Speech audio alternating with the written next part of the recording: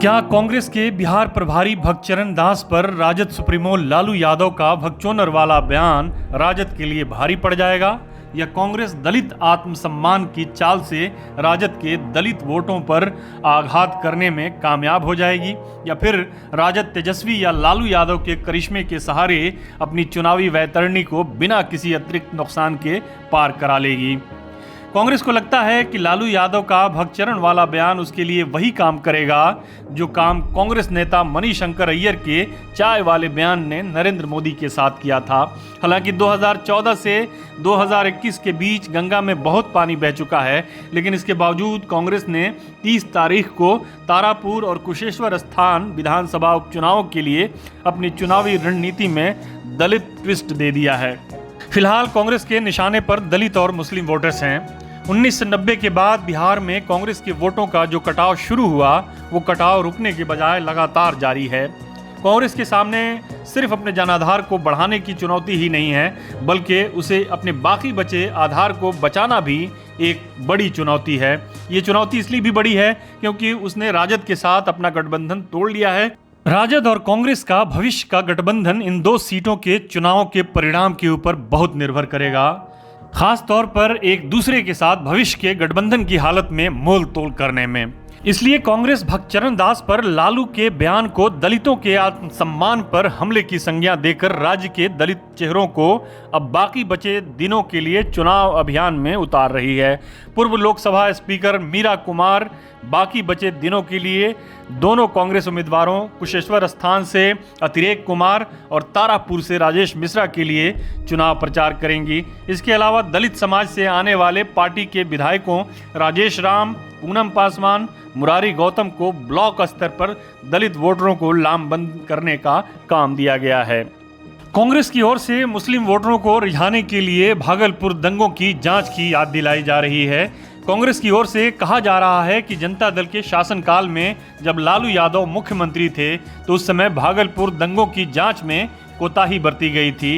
हालांकि ये अलग बात है कि वो भयानक दंगे कांग्रेस के शासनकाल में हुए थे और बिहार के मुस्लिम वोटरों का कांग्रेस से मोह भंग में उन दंगों की बड़ी भूमिका थी।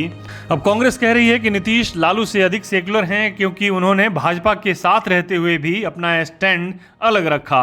बहरहाल मुस्लिम वोटरों को कांग्रेस के हक में लामबंद करने के लिए पार्टी ने राज्य के तमाम बड़े मुस्लिम चेहरों को मैदान में उतार रखा है। अब उर्दू के लोकप्रिय शायर इमरान प्रतापगढ़ी भी कांग्रेस के चुनाव प्रचार में चार चांद लगाने बिहार आ रहे हैं। राजद की वोटों की राजनीति में मुस्लिम और दलित वोटरों की प्रमुख भूमिका रही है, तो इतने बड़े आरोप के बाद उधर से प्रतिक्रिया कैसे नहीं आएगी। राजद की ओर से उसके नेताओं, विधायकों, प्रवक्ताओं की तरफ से सफाई दी गई कि भगचोनर कोई आपत्तिजनक शब्द नहीं है। भोजपुरी में इसका मतलब मति भ्रमित होता है। चलिए मान लिया भगचोनर कोई बहुत आपत्तिजनक शब्द नहीं है, लेकिन ये कोई सम्मानजनक शब्द भी नहीं है। उसी तरह नीतीश के लालू से अधिक सेकुलर के सवाल पर राजद की ओर से सफाई दी जा रही है कि जिस नेता ने भाजपा के साथ समझौता करने के बजाय जेल जाना पसंद किया वो कॉम्युनल हो गया, और जो भाजपा के साथ 15-20 साल से सरकार में है वो सेकुलर है।